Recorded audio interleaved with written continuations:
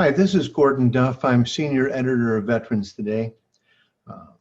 Within 1 hour after the mysterious explosion in Beirut, I received a contact from a senior retired defense official in Lebanon, a general, who told me that they had proof they had been attacked by Israel, that a warehouse had been hit by a sea-based small missile. A fire had been started, and then a larger missile, they believed from an F-16, had hit the warehouse using a tactical nuclear weapon. I was then sent a video. The video, we identified frames within, and we located what appeared to be a missile coming in, and this was in daylight. We identified this as a guided missile.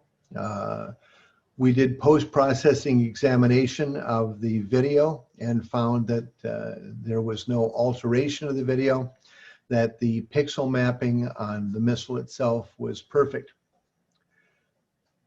Using this and then a series of additional videos that have come in from all over Lebanon, because apparently the time between the first fire and the second fire was some period of time.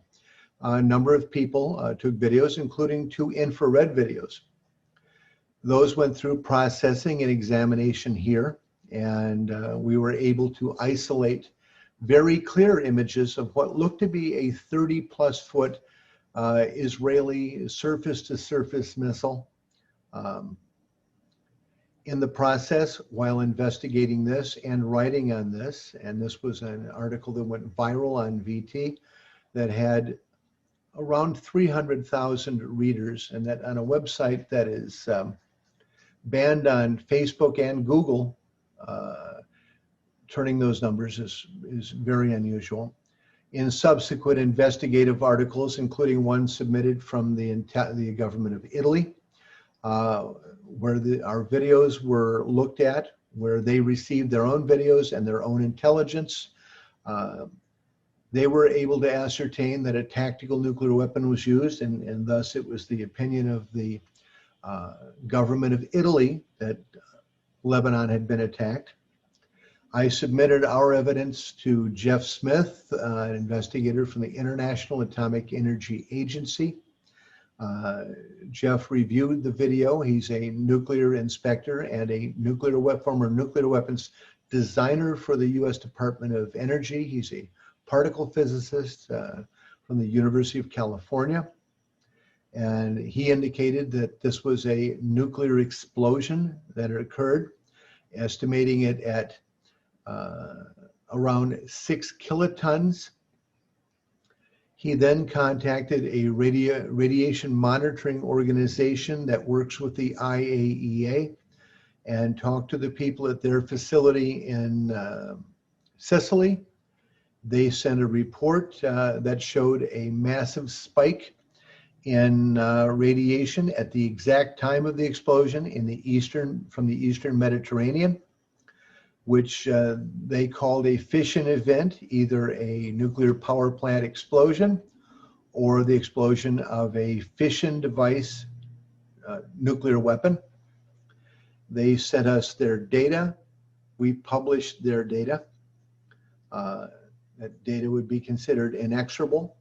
In the interim, we contacted the government of Lebanon and were asked to submit information to them. And we know that they contacted the French government and asked for surveillance information on a possible missile launch.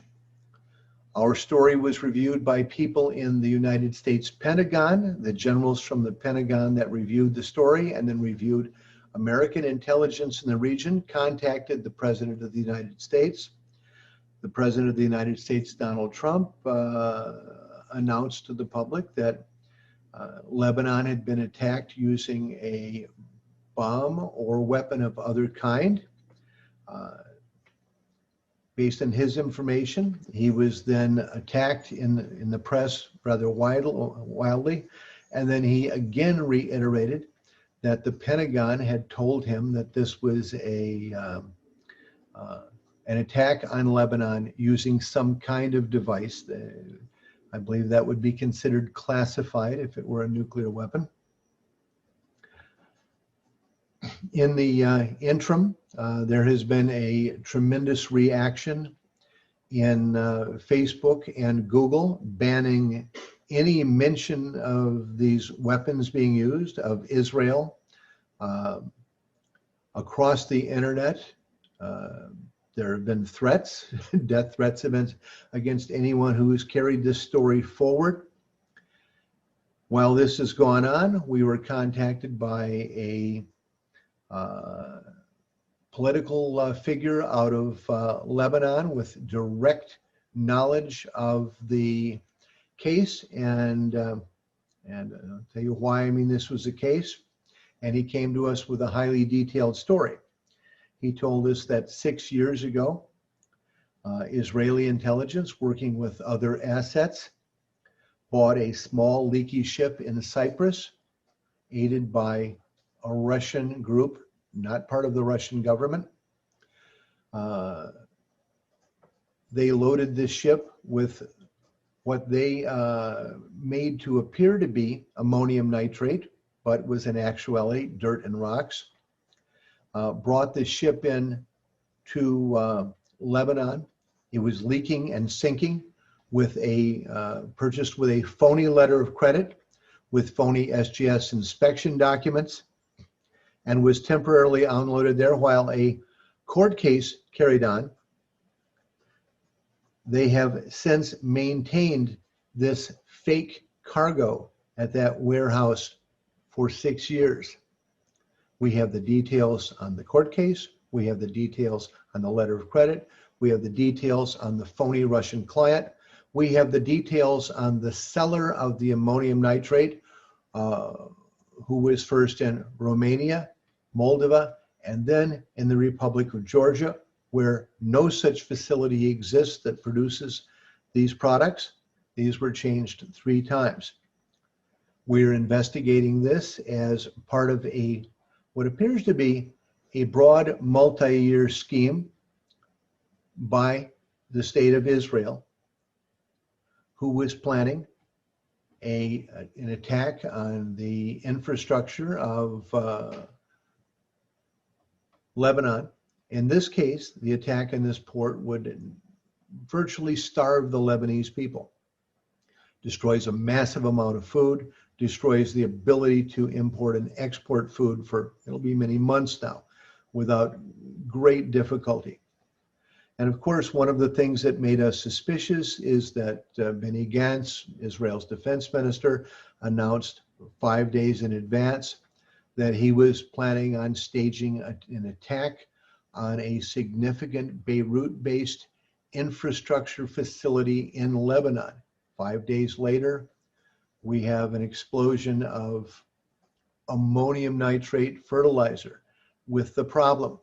The crater for this explosion is approximately 500 feet across and has been measured at 21 feet deep.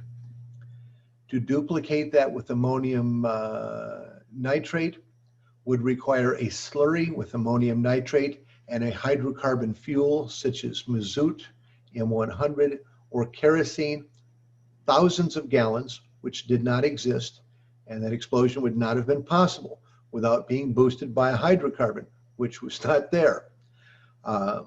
We could talk about colored smoke, other things which could not be related to ammonium nitrate either, but there was no explosive mix. Ammonium nitrate on its own is a very weak explosive and wouldn't have gone in 21 feet of rock.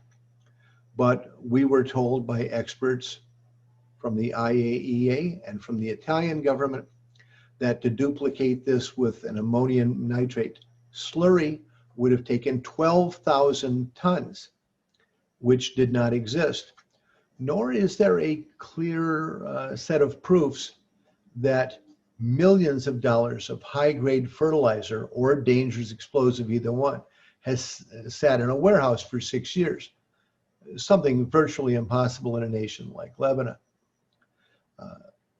We are advocating, of course, that investigations that have been announced are carried forward, and that it also be noted that the amount of press censorship, the blocking of videos, the claims, wild claims being made that everyone in Lebanon is suddenly making fake videos showing exactly the same type of missile coming from every imaginable direction. That everyone did this at the exact same time as some sort of out-of-body experience.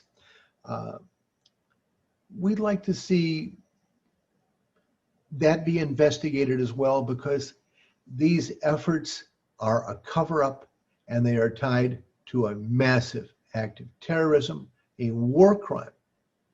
And everyone involved, including Google, Facebook, and others, news organizations that should know better, need to be held to account.